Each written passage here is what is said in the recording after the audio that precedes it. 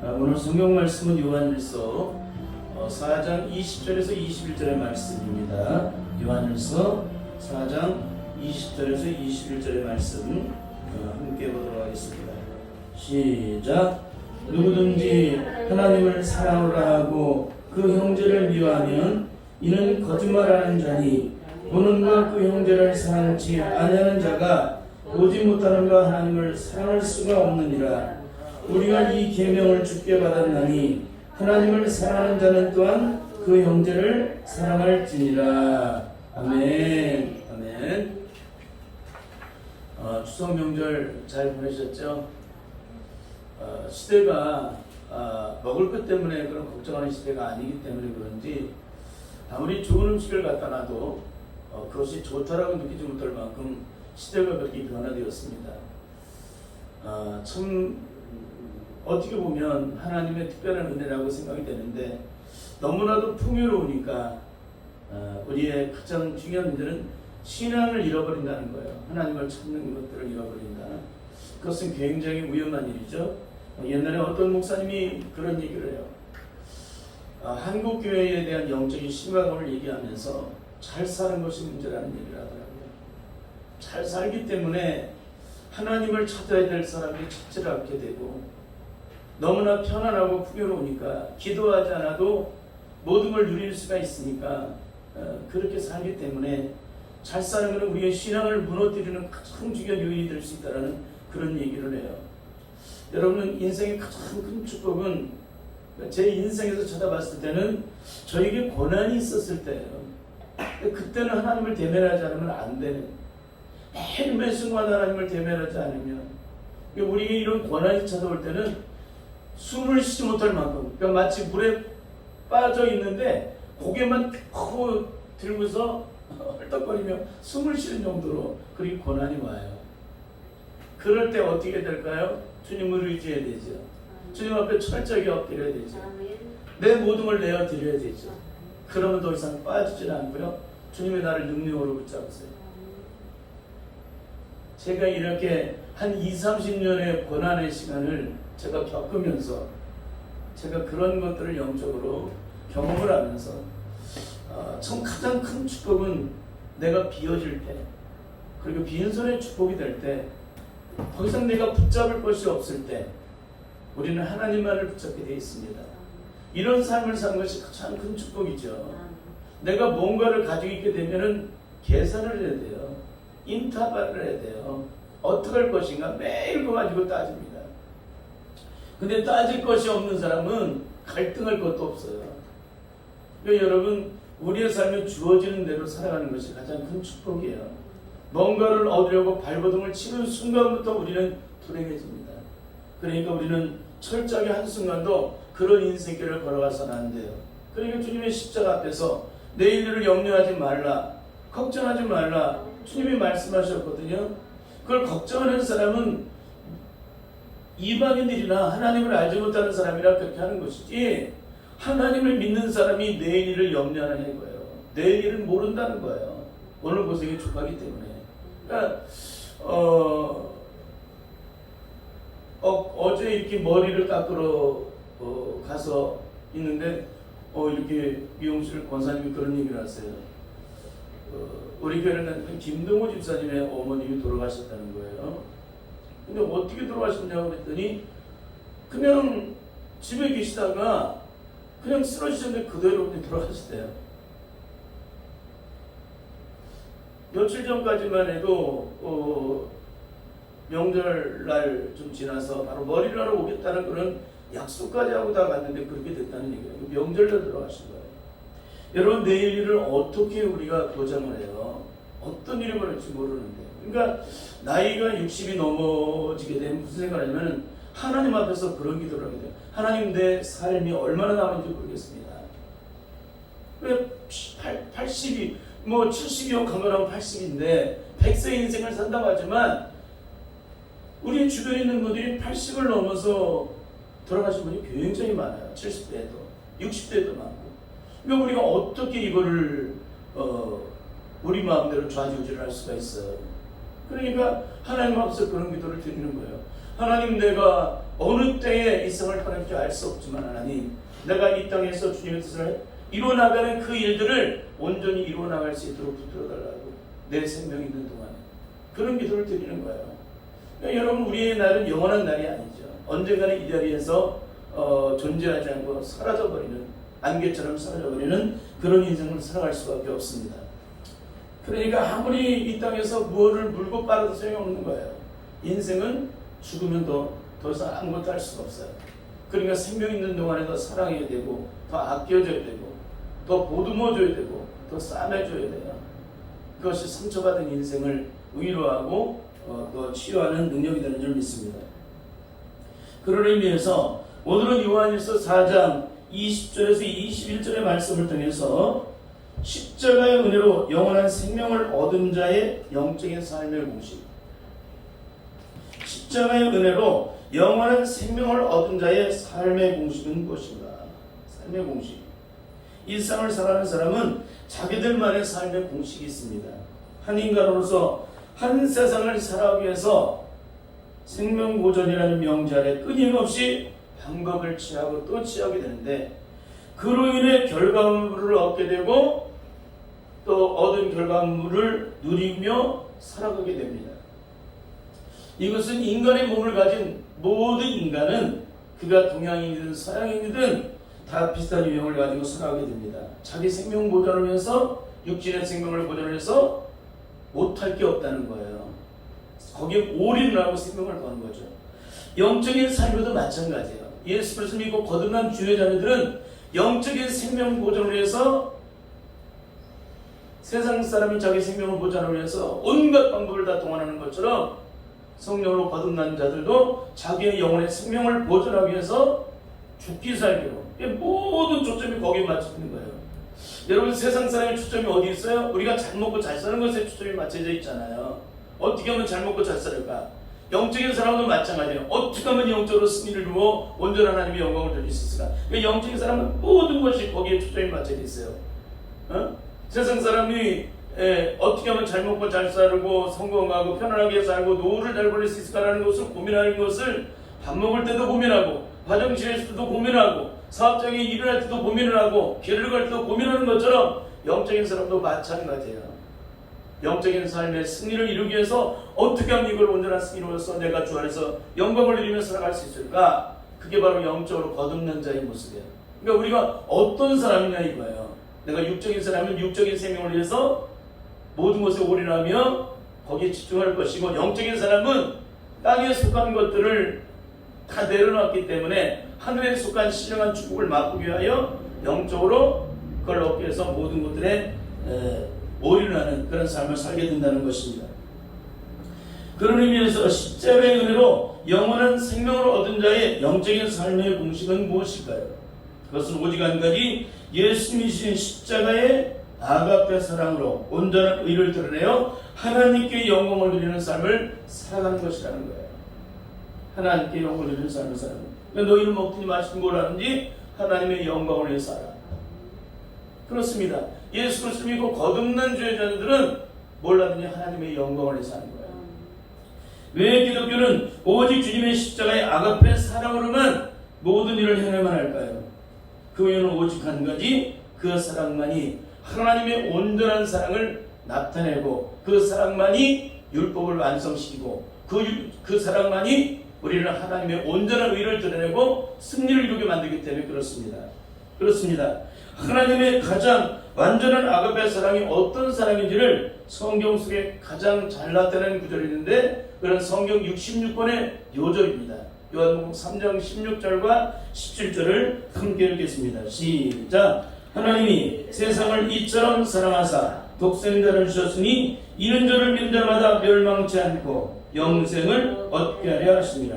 하나님이 그 아들을 세상에 보내신 것은 세상을 심판하려 하심이 아니요 저로 말미암아 세상이 구원을 받게 하려 하십니다. 하나님이 세상을 이처럼 사랑했다는 거예요. 어떻게 사랑했느냐? 눈에 보이지 않는 하나님이 우리를 이처럼 사랑하는 것이 누구예요? 예수님이에요. 하나밖에 없는 독생자 예수 그리스도. 영이신 하나님이 육신의 모양으로 이 땅에 오신 분이 바로 하나님이세요. 그분이 바로 예수님이시고, 그분이 어떻게 우리를 사랑하셨어요? 십자가에 못 박여 죽으시기까지 우리를 사랑하셨다는 거예요. 이 사랑이 바로 아가페 사랑입니다. 그래서 하나님께서 그 아들을 세상에 보내신 것은 세상을 심판하려고 주님을 보내신 게 아니라는 거예요. 저로 말미암아 세상이 구원을 받게 하십니다. 왜 주님은 원수를 사랑하고 핍박한 자를 위해서 기도하라고 말씀하셨을까요? 왜 원수가 지금 먹여오고 목마르거든 마시라고 가르쳐 주셨을까요? 그것은 오직 한 가지, 하나님께서는 영원히 용서받을 수 없는 우리를 아무런 조건 없이 값 없이 용서해 주셨기 때문입니다. 사랑받을 만한 조건이 눈꽃만큼도 먼지만큼도 없음에도 불구하고 우리를 무조건으로 사랑해 주셨다는 거예요. 더 나아가 저주받아 마땅한 영원한 저주가 신바스에 메어서 저주 가운데 그 고통을 끝없이 겪어가는 우리들에게 하나님은 영원한 축복을 허락하셨다는 거예요. 축복을. 그래서 오늘 우리들이 어떤 인생을 걸어가야 될까? 응? 그래서 기독교의 가장 중요한 출발은 어디에 있냐면은 옛사람은 죽어지고 새사람으로 거듭나야 한다는 거예요. 주님이 이루신 십자가의 영광된 축복, 그 은혜의 축복, 그 은혜를 온전히 우리의 삶의 능력이 되고 축복이 되기 위해서는 반드시 옛사람이 죽어져야 한다. 옛사람이 죽어진 사람이 옛사람이 드러나지 않게 됩니다. 옛사람이 죽었다는 얘기는 지난주에 뭐라 그랬어요? 아담의 원죄가 처리됐다고 했죠? 아담의 원죄는 누구예요? 누구든지 태어나는 사람에게 아담의 원죄가 우리에게 그대로 그 피를 통해서 아담의 원죄가 내게 그대로 갖고 태어나게 되어 있습니다. 그러니까 그 아담의 원죄가 처리가 되면 마귀로부터 저주로부터 심판으로부터 나를 불행과 죽음으로 이끌던 그 아담의 원죄가 처리가 되는 순간부터 나는 어떤 사람이 돼요? 더 이상 저주 가운데 매이지 않아요. 심판 가운데 매이지 않아요. 더 이상 고통 가운데 매이지 않아요. 더 이상 원수 맺지 못해요. 더 이상 원한 맺지 못해요. 그러니까 제가 이렇게 참 많은 고난과 어려움을 겪었습니다. 제 얼굴을 보기에는 별로 안 겪을 것 같잖아요. 굉장히 착한 사람처럼 그렇게 느껴질 수 있습니다. 이렇게. 근데 그 고난이 많았어요. 고통이 많고 시름이 많고. 근데 그런 가운데서 뭐냐면 내 속사람의 신령을 주님이 변화시키기 위해서 내 속사람의 신령이 변화되었을 때 어떤 영적인 현상이 일어나는지를 끊임없이 내 삶을 통해서 증거를 하시는데 나는 아무리 미워하고 싶어도 미워지질 않아요. 내 신령이 아무리 밟아놓쳐도. 그 옛날에 어떤 제가 알고 저보다 한 살이 적은 그 동네 동생이 하나 있었는데 걔는 욕을 입에다 달고 있어요. 막 그냥 그 뒤에가 팔자 들어가는 게 굉장히 많아요. 굉장히 많은데 뭐냐면 하도 욕을 많이 하니까 제가 어지러워요. 그래서 그 걔가 하던 욕을 다 썼어요. 써가지고 제가 막 연습을 했어요. 근데 나올까요? 안 나올까요? 안 나오죠. 여러분, 아담의 원죄가 처리가 된 사람들은 남을 이렇게 누군가 잘못해도 그것 때문에 상대방을 미워하거나 그렇지 않습니다. 그 사람의 안타까운 모습만 보는 거죠. 그리고 그 사람을 치근히 여기는 거죠. 그리고 불쌍히 여기는 거죠. 왜? 주님의 십자가의 사랑으로 구원받은 하나님의 자녀로서 그 영혼의 안타까움을 바라보고 그 사람의 행하는 모든 것이 악한 마귀의 세력에 묶여서 그런 행동을 하고 있는 것을 알기 때문에 그걸 어떻게 알아요? 영적으로. 그 사람이 사단에게 사로잡혀서 그런 행동을 하는 거기 때문에 그 영혼을 불쌍히 여기는 거예요. 마귀가 그 배후에서 끊임없이 역사하는 걸 영적인 눈으로 보기 때문에 그러는 거예요. 그러니까 우리는 절대로 영적인 싸움을 하는 사람은 혈과 육의 싸움을 싸우지 않는다. 혈과 육의 싸움을 싸우는 사람은 눈에 보이도록 싸우는 사람은 이미 영적으로 실패한 사람이에요. 그러니까 뭐 성경 66권을 다 해봐고 박사학위를 따도 소용없어요. 그 사람은 영적인 사람이 아니라 이성적인 사람이고 원적인 사람이에요. 그러므로 예수를 믿는 가장 중요한 첫 출발은 바로 옛사람이 죽어져야 한다. 죽어져야 새 사람을 입는다. 죽지 않고서는 새로운 사람으로 새 사람을 입을 수가 없다. 근데 문제는 뭐예요? 우리가 거듭났다는 게 옛사람이 그대로 있다는 게 문제예요. 지금. 근데 한국교회가 다 이래요. 지금 이게. 그러니까 무슨 말인지 안 들어가요. 이 얘기가. 여러분, 옛사람과 새사람이 뭐예요? 옛사람은 옛날의 사람을 얘기하는 거고, 변하지 않았던 옛날의 사람, 거듭나지 않았던 옛날의 나를 얘기하는 거고, 거듭났다는 건 뭐예요? 옛사람 죽어지고 새롭게 그 사람이 인격이 뒤집어지고 사고가 뒤집어지고 생각이 뒤집어지고 의식이 뒤집어지고 존재함이 다 뒤집어지고 모든 영역이 다 뒤집어졌다는 거예요. 예? 근데 너무너무 마음이 안타까운 것은 이거예요. 이게 어떻게 옛사람이 죽어진 사람이 여전히 원수를 맺냐 이거예요. 여전히 누군가를 미워하고 이건 죽었다고 해도 있을 수 없는 일인데 이렇게 이루어지고 있는 것이 구원이라고 착각하게 만든 건 뭐예요? 너도 똑같고 나도 똑같기 때문에 그런 거예요. 여러분 하얀 도화지에 먼지 하나 떨어져 보세요. 먼지 떨어진 게 보일까요? 안 보일까요? 그 사람은 어떤 심정이에요? 심정이 씻겨진 사람이에요. 먼지가 떨어져도 그것이 느껴지는 사람은 뭐예요? 그 심정이 까만 거야, 까만 거. 여러분 신령이 깨끗한 사람은요 먼지 하나만한 그런 게 문제가 내 안에 접촉이 되거나 얽혀져도 그것들이 못 견뎌요. 그걸 깨끗하게 씻어놔야 돼요. 그게 영적으로 거듭난 사람이에요. 근데 이런 얘기를 하면 못 알아듣는다는 게 큰 심각이에요. 이게 지금 안타깝고. 왜 그 세계를 전혀 영적으로 경험을 하지 못했기 때문에. 여러분 수학 문제는 공식을 풀어야 되는 거죠. 가장 큰 문제는 첫 번째 문제에서 부딪히면은 고등학교 내내 졸업할 때까지 문제를 하나도 못 푼다는 거예요. 영적인 세계도 마찬가지예요. 고등학교 정도의 문제를 풀어하는 사람은 대학에 가서 그 문제를 못 풀어요. 거기가 그걸 배우고 그 단계를 뛰어넘어야 푸는 거지. 그렇죠? 단계 배우면 뛰어넘는데 영적인 세계도 마찬가지예요. 영적인 은혜 속에서 영적인 생명을 얻고 그 능력 속에 내가 살고 그 은혜 속에 살고 그 은혜가 무엇인지를 깨닫고 그 삶의 영역 속에서 그거를 우리의 삶에 누리고 그렇게 하면 그걸 아는 거지. 그걸 모르는 사람이 이론적으로 공부하고 배워서 알 수 있어요? 그건 이론이지. 우리는 철저하게 성령 안에서 변화를 받는 삶을 살아야 될 줄 믿습니다. 여러분 우리가 옛사람이 죽어지고 새사람을 입어야 비로소 세상을 이기는 사람이 되는 거예요. 여러분 사랑으로 세상을 이깁시다. 다른 말로 이건 웃기는 소리 하는 거예요. 자기도 세상을 못 이기면서 남한테 세상을 이기라고 가르쳐.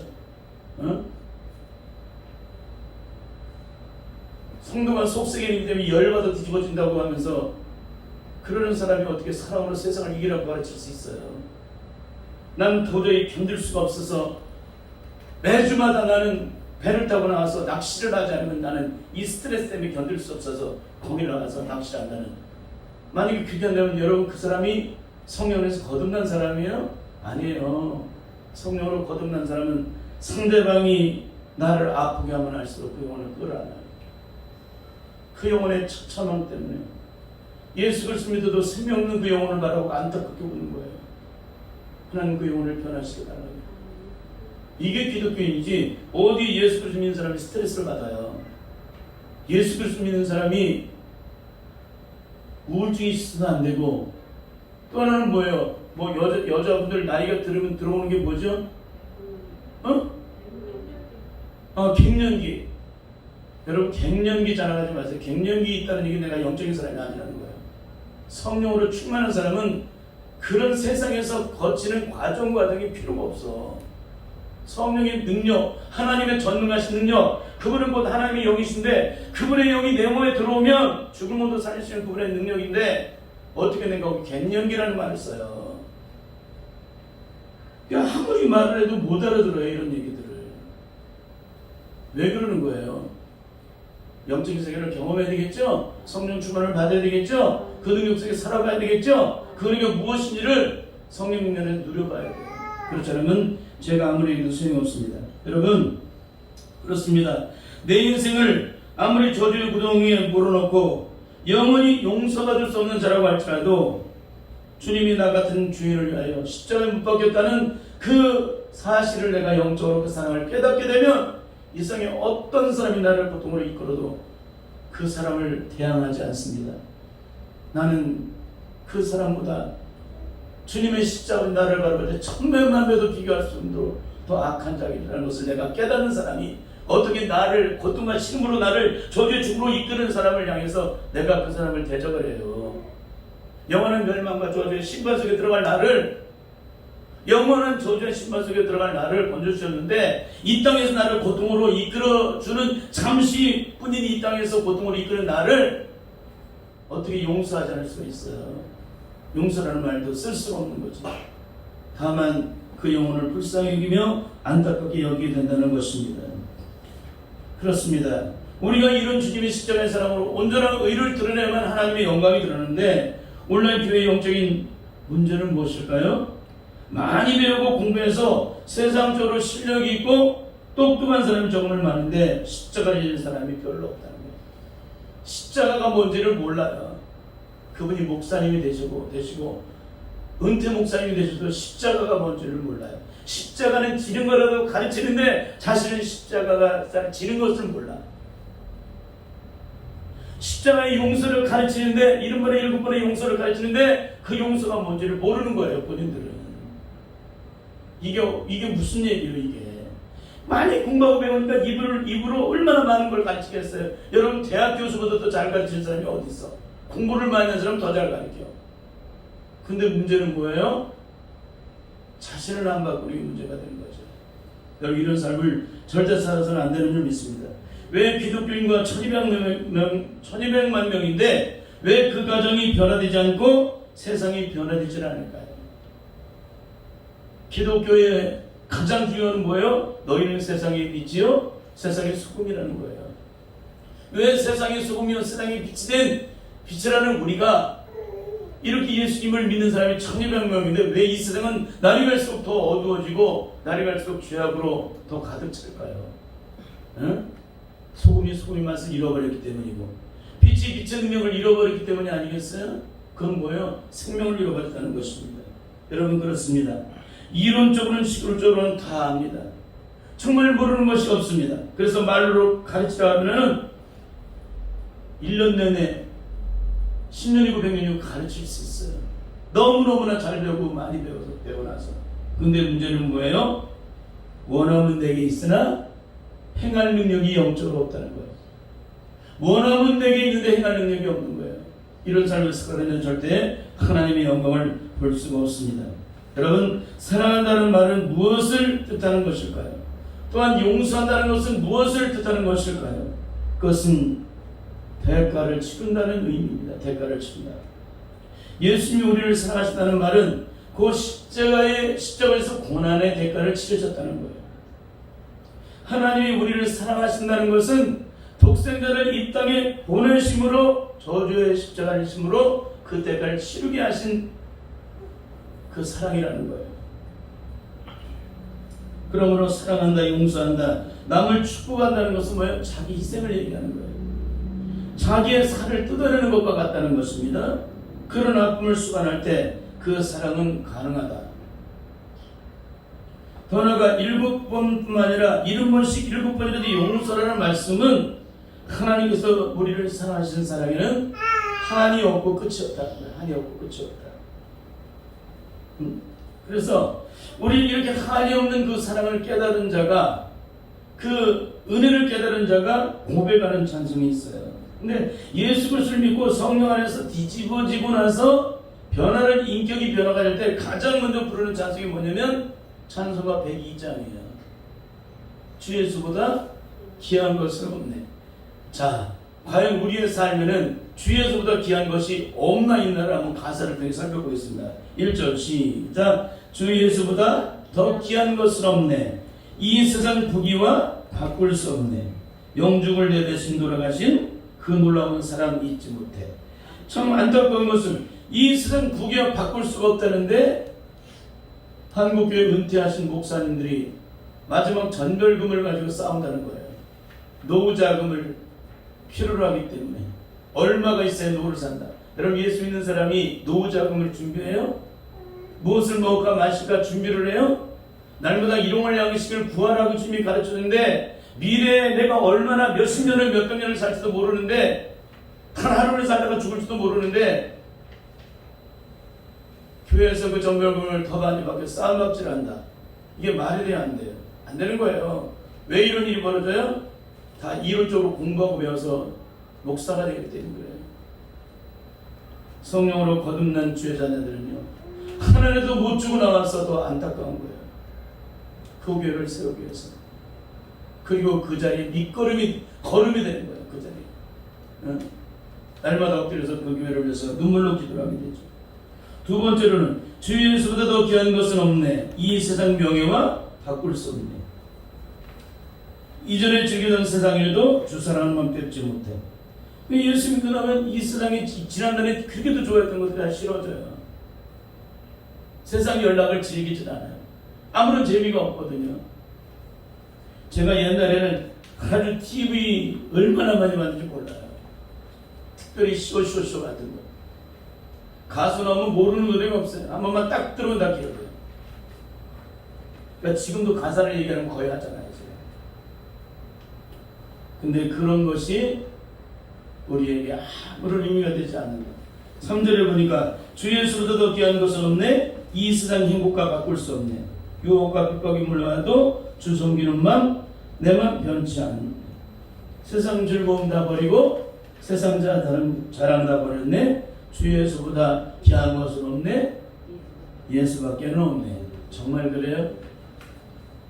정말 그럴 수 있길 바랍니다. 이게 안 되면 소용없는 거예요. 이걸 부르면서 막 눈물 흘리고 그냥 마치 믿음이 좋은 것처럼 막 눈물 흘리는데 딱 돌아서면 아무것도 남아있는 게 없어. 본성 그대로, 아집 그대로, 고집 그대로, 열기 그대로, 죄악된 육신의 삶을 살았던 그 삶을 그대로 주일날 썬데이 크리스찬으로서 예배드릴 때 눈물 펑펑 흘렸는데 딱 교회에서 나가는 순간부터 이제 월요일날 세상에 나가면 세상과 함께 뒹굴어요. 여러분 이거 절대 이 고백은 거짓된 고백이고 거짓된 눈물입니다. 자기 연민에 속아서는 안 돼요. 자기 눈물에 속아서는 안 된다는 거예요. 그런 의미에서 십자가로 영원한 생명을 얻은 자의 영적인 삶의 공식은 로마서 12장 11절 18절의 말씀을 통해서 결론을 맺어야 합니다. 자, 함께 읽겠습니다. 시작. 아무에게도 악으로 악을 갚지 말고 모든 사람 앞에서 선한 일을 도모하라. 할 수 있거든 너희로서는 모든 사람으로 더불어 평화하라. 악으로 악을 갚지 말라는 거예요. 모든 사람들 선한 일을 도모하라. 여러분 그렇습니다. 기독교의 가장 중요한 것은 예수 그리스도의 생명을 얻게 되면 십자가의 생명을 얻게 되면 예외 없이 우리가 변하는 것이 있는데 죄인도 원수도 친구로 변한다는 거예요. 이전에는 죄인이 없고 원수였어요. 예수 그리스도 믿고 나면 죄인도 원수도 친구로 변한다. 나를 핍박하는 자를 대적하고 그를 어떻게 하고 원수를 갚을 수 있을까? 그런 마음에 동한 마음을 분명히 품게 되는데 나를 핍박하려서 예수 그리스도 안에서 거듭나게 되면 그 영혼에서 도리어 거꾸로 축복하며 기도하는 사람이 된다는 거예요. 그리고 더 나아가 그를 위해서 자기 하나밖에 없는 생명까지도 아낌없이 맞춰주는 그런 사람입니다. 이게 바로 예수 그리스도 거듭난 자의 삶입니다. 그런데 오늘 기독교의 가장 심각한 것은 뭐냐면 십자가의 사랑을 잃어버렸다는 거예요. 십자가의 사랑. 그건 뭐예요? 십자가의 능력, 기독교의 능력을 잃어버렸다는 거예요. 그 이유는 우리의 신앙의 삶은 우리의 삶이 실제의 능력으로 나타나는 것이 아니라 이론만 남아있고 지식만 남아있어요. 왜 그런 게 있을까? 끝없이 배우고 공부만 하니까 자꾸 이성적으로 변화되고 지식적으로 바뀌어지기 때문에 그래요. 여러분 유럽 교회가 왜 이렇게 무너졌다고 생각하십니까? 공개된 이유는 뭐예요? 그들이 성경 공부를 안 했나요? 아니요. 진짜 열심히 공부했어요. 왜 무너졌을까요? 그건 오직 한 가지 성령이 떠나셨기 때문에 성령으로 충만한 삶이 되지 않기 때문에. 여러분 평양이 예루살렘으로 변하는 것은 뭐예요? 줄서준 목사님이 회개할 때 회개가 거기에 전체적으로 퍼지게 되잖아요. 그렇죠? 회개가 이루어지고 성령의 불이 임하니까 평양의 술집이 문을 닫아버리고 범죄가 사라져버리고. 그렇죠? 성령이 사라지면 어떻게 돼요? 거기에 독버섯이 자라나게 되고 범죄가 기승을 하고 죄악이 판을 치는 어둠이 가득 덮어버린 그런 삶이 되죠. 그런 것들을 영적으로 모르는 거예요. 그러니까 한국교회가 지금 유럽을 똑같이 따라가고 있는 거예요. 성령의 불을 받고 능력을 받고 그 능력 속에서 사도행전에 나와 있는 그 능력처럼 우리가 그런 역사를 일어나가야 되는데 성령이 오셨음에도 우리는 여전히 성경 공부를 하는 거예요. 그 성경 공부를 해도 못 알아먹어. 굉장히 복잡해, 어려워. 그걸 다 하나하나 가르치겠다는 거예요. 언제까지? 주님이 오시도 끝이 안 나는 것을 그렇게 가르치겠다는 거예요. 예수 그리스도를 믿는 사람이 십자가와 구원에 대한 예수 그리스도 외에는 결코 자랑치 않고 결코 증거하지 않고 알지를 않기를 원한다고 사도 바울은 그렇게 또 똑똑한 사도 바울은 그렇게 고백을 하는데 우리는 성경 66권을 가지고서 실험을 하고 앉아있어요. 이게 얼마나 기가 막힌 일이에요. 그렇습니다. 이제 말씀 마무리하고 싶은데 사도 요한일서 4장 20절부터 21절 중에 이렇게 증거해주고 있습니다. 함께 읽겠습니다. 시작. 누구든지 하나님을 사랑하라 하고 그 영절을 미워하면 이는 거짓말하는 자니 보는 바 그 영절을 사랑치 않는 자가 보지 못하는 바 하나님을 사랑할 수 없느니라. 우리가 이 계명을 주께 받았나니 하나님을 사랑하는 자는 또한 그 영절을 사랑하느니라. 아멘. 여기서 무슨 말을 해주겠어요? 누구든지 하나님을 사랑하라고 그 영절을 미워하면 이는 거짓말하는 거라는 거예요. 그러니까 우리가 영절을 미워한다는 얘기는 하나님을 사랑하지 않는다는 거예요. 그럼 그 사람은 절대로 구원받은 사람이 아니라는 거예요. 다시 얘기합니다. 누군가를 미워하는 순간 그 사람은 하나님과 상관없는 자라는 거예요. 그 사람이 받은 구원은 다 거짓된 것이었다는 거예요. 하나님을 사랑하는 자. 왜 사랑을 해요? 하나님께 받은 사랑이 너무나 크기 때문에 그 사랑을 갚을 길이 없어요. 그 사람이 어떻게 형제를 미워할 수가 있나? 두 번째는 예수 그리스도를 믿고 거듭난 주의 자들은 반드시 내 이웃을 내 몸같이 사랑한다는 것입니다. 예수 그리스도를 믿고 거듭난 자들은 내 이웃을 내 몸같이 사랑한다. 왜? 주님이 말씀하셨기 때문에. 그리고 성령이 오시면 우리는 내 이웃을 내 몸같이 사랑하게 되어 있습니다. 그러므로 보는 바 그 영절을 사랑치 않는 자들은 절대 보지 못하는 바 하나님을 사랑할 수 없다라고 못을 받고 있습니다. 이것을 우리가 천번만번을 주님을 사랑한다고 눈물을 흘리고 고백을 한다 할지라도 그 눈물은 가짜고 그 고백도 가짜라는 거예요. 넷째는 세계명을 주께 받은 사람은 그 형제를 사랑하게 되는데 내가 너희를 사랑한 것 같이 너희도 형제를 사랑하고 내가 너희를 용서한 것 같이 너희도 내 형제를 용서하게 된다는 것입니다. 여러분 이 힘의 능력은 어디서 나오는 거예요? 내게 있는 것이 아니라 내 안에 계신 성령님을 통해서 그 능력이 온전히 나타난다는 것입니다. 그러므로 십자가의 은혜로 구원의 승리자의 삶의 공식은 아브라함의 믿음을 통해서 그 능력을 증거할 수가 있습니다. 하나님 나라는 말해준 능력이 있는 것처럼 아브라함은 삶을 통해서 순종함으로 그 능력을 나타낼 때 그 믿음이 하나님께 의로 욕심을 받게 되고 누구든지 아브라함처럼 그렇게 믿음으로 순종하지 않는다면 그 구원은 절대로 하나님의 영광이 될 수가 없다. 그래서 야고보서 2장에서는 행함이 없는 믿음은 죽은 것이라고 선언해주고 있습니다. 눈에 보이는 하나님을 사랑하라 하면서도 눈에 보이는 그 형제를 사랑하지 않는 자는 그 믿음이 다 가짜요, 다 죽은 거라는 거예요.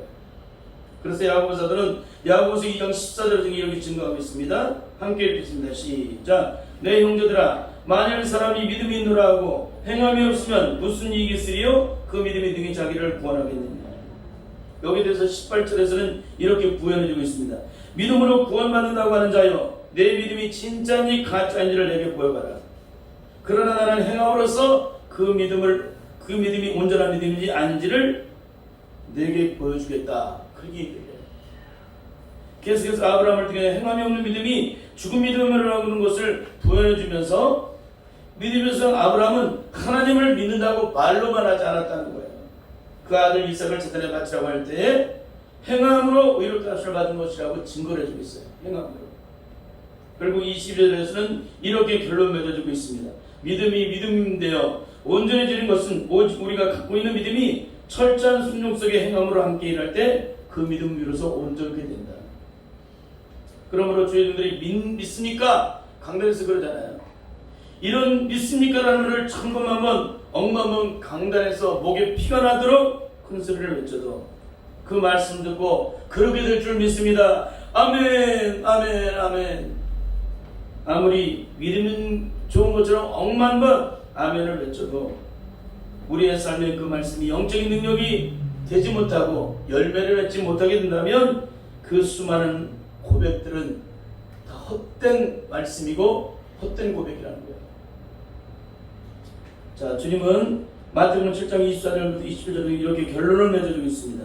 시작. 그러므로 누구든지 나의 이 말을 듣고 행하는 자는 그 집을 반석에 지은 지혜로운 사람 같으니 비가 내리고 천수가 나고 바람이 불어 그 집에 부딪히되 무너지지 아니하나니 이는 주초를 반석에 놓은 연구요 나의 이 말을 듣고 행치 아니하는 자는 그 집을 모래 위에 지은 어리석은 사람 같으니 비가 내리고 천수가 나고 바람이 불어 그 집에 부딪히며 무너짐이 그 무너짐이 심하니라. 그렇습니다. 히브리서 11장 믿음의 장을 배우는 기독교는 끝까지 순종하여 행함으로 그 믿음이 믿음대로 증거되는 것임을 우리에게 증거하고 있습니다. 죽어도 그 믿음은 증거됩니다. 오버놈들 그러나 거짓된 고백을 믿음이라고 착각을 하고 성전을 나가는 순간 이미 멱살 잡고 욕을 하고 싸우며 세상의 정욕을 따라 살아가는 우리의 죄악된 삶의 고백을 믿음이라고 착각을 하며 살아간다면 그것이 얼마나 안타까운 일일까요? 근데 이 세상은 이렇게 살아가는 사람이 거의 과반 그런 사람을 살아가고 있습니다. 그리고 우리는 정신을 차리고 성령 충만을 반드시 구하면서 영적으로 충만해져서 믿음되어 하나님의 영광을 나타내므로 살아계심을 증거해서 그 영광을 나타낼 수 있는 그 믿음이 이르기까지 철저하게 엎드려서 그 능력을 구하고 은혜를 구해서 생명을 얻음으로 날마다 승리로 하나님께 영광을 돌리는 우리의 삶이 될 수 있기를 간절히 예수님 이름으로 축원합니다. 기도하겠습니다. 하나님 아버지 감사합니다. 우리 인생의 삶이 무엇입니까? 예수 그리스도를 믿어도 능력이 전혀 없는 우리들, 생명이 전혀 없는 우리들, 이름과 지기는 온 세상으로 가득 차 있고 내 머리에 꽉 차 있고 내 이성과 지식과 혼적인 영역과 모든 영역에 모든 것으로 가득 채워져서 더 이상 채워낼 것이 없을 만큼 가득 차 있는데도 우리에게는 영적인 능력이 전혀 없습니다. 주님, 하나님 나라에 들어가는 영적 기준, 십자가로 영원한 구원의 생명을 얻는 영적인 삶의 공식은 주님이 십자가를 통해서 하나님과 평화, 이웃과의 평화를 이루게 하신 것처럼 온전한 십자가에서 그 의를 드러내어 하나님께 영광을 드리는 데 있는 줄 믿습니다. 철저하게 깨지고 부서지고 누가 하지 않으면 그 의를 드러낼 수 없사오니 우리의 심령을 철저하게 깨뜨려 주시고 부서뜨려 주시고 누가 뜨려 주셔서 반드시 성령 안에서 철저하게 죽어지고 온전하게 변화를 이루어 하나님의 영광을 드러내므로 살아계심을 증거하는 우리 모두가 될 수 있도록 주님 붙잡아 주옵소서. 성령님께서 날마다 우리와 함께 하시기 원하며 예수님의 이름으로 기도드립니다. 아멘.